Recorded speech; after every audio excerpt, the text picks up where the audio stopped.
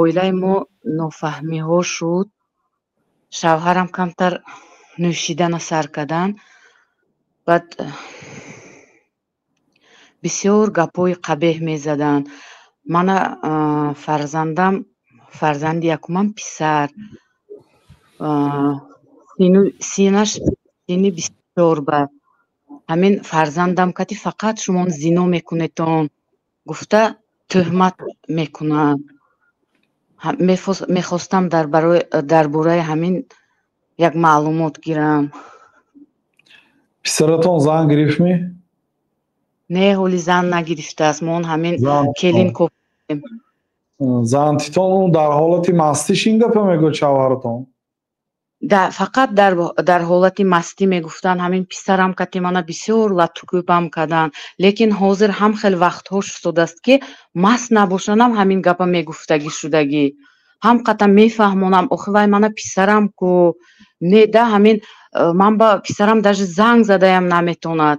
Мебахшед ман ҳозир камакак вайба намедонам шумо мана нақс фаҳми истодед минеми. Лекин ҷудоям ҳозир аҳволамон намехоҳам оилаи вайрон кардан, лекин аҳволамон ҷудоям қиин. ҳамон ба мехостам аз шумо як маслиҳат пурсаму ҳамин барномая шавҳарамам гӯш мекунанд.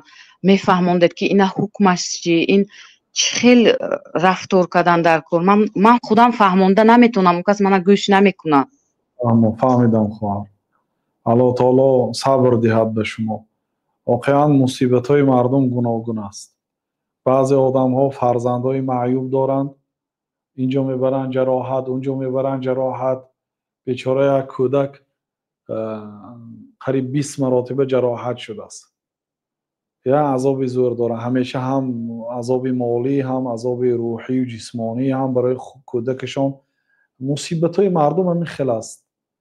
баъзе инсонҳо фарзандош дар зиндон аст, баъзе инсонҳо ба қарз ғотидагӣ ҳаст.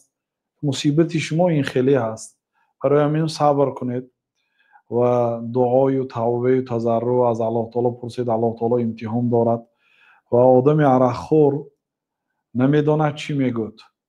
лекин вақте ки дар ҳолати ҳушёришам агар гуфта истода бошад, ин бало ҳаст барои ҳамин одам. барои шавҳаратон аллоҳ таоло ба бало, васваса гирифтор кардааст. ва тӯҳмат кардани зани солиҳаи пок ба гуноҳ, ин 7 гуноҳи кабира ҳаст дар дунё. аз ҳама калонтарин гуноҳҳо 7 ҳаст. 7-уминаш тӯҳмат кардани зани пок аз зино ба зино. бисёр гуноҳи калон аст. ҳамсояи одамкушӣ, ҳамсояи ширк, ҳамсояи оқи падару модар, ҳамсояи рибохӯрӣ, ҳамсояи хӯрдани моли ятим, ҳамсояи гурехтан аз ҷанг дар рӯзи тасфиши ҷанг. вақте ки мусулмонҳо ба ҷанг рӯбарӯ шуданд, гурехтан мумкин нест. ва тавалли явма заҳф.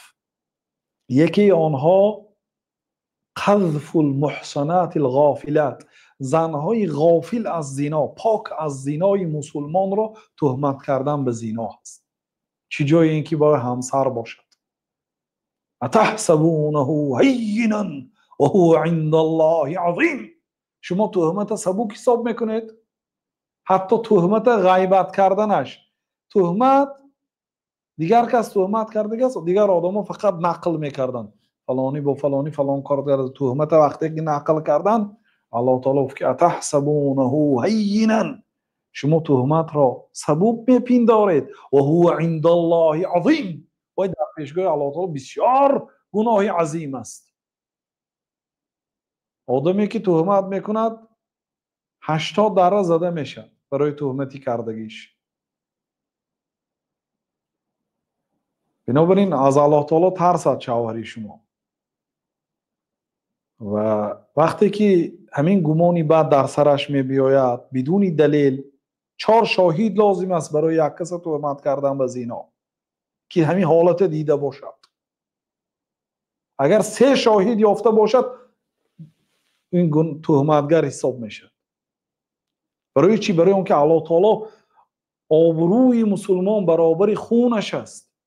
сад роҳаша бастагӣ аст ки ба осонӣ як каса тӯҳмат карда нашавад. به گمان و به وسوسه تهمت کرده نمیشه. این آدم به همین بلا گرفتار شدگی از خودش عرق خوریش یک بلا، با تهمت کردن فرزندش و زنش به یک گناه و همین وسوسه و گرفتار شدگیش دلالت میکند که یگان گناهی سابقه دارد. شاید عائله کسی را ویران کرد، شاید با کسی دیگر زنا کرد، شاید یگان کاری گناهی عظیم کرد، الله تعالی جزا داده سودسینه. خود عرق نوشی بردوامیش خودش به همین کفایه است. بنابراین برادر عزیز، کسی که این گناه میکنید، یعنی توبه، باز ایستادن از این گناه، از این تهمت ها، بازگشت به سوی الله تعالی، ترک گناه، ترک عرق نوشی، ترک تمامی گناه ها کرده، روی به الله تعالی آورده، کلمه گردانیده، به نماز و روزه و طاعت و عبادت روی بیاره. و وظیفه شما خواهر عزیز نصیحت کردن، صبر کردن، دعا کردن. میتوانید، شما حق دارید که یعنی که جدا شدن به، لیکن شریعت کوشش میکند که عائله ها جدا نشود. به صبر، به طاقت کردن، تحمل پذیری شریعت دعوت میکنه. اگرچه حق دارید، میتوانید مدتی معین ترک کنید، یعنی طلاق طلب نکنید و مدتی معین میتونید روید از خانهش، دیگر جا رفته زندگی کنید. بله، برای دفع شبهش با پسرتون هم در یک جای زندگی نکنید و پسرتون کوشش کنید اون زن گرانتیتون یکم کار این هم ضرور است. 24 درآمد است، این دیر است الکی.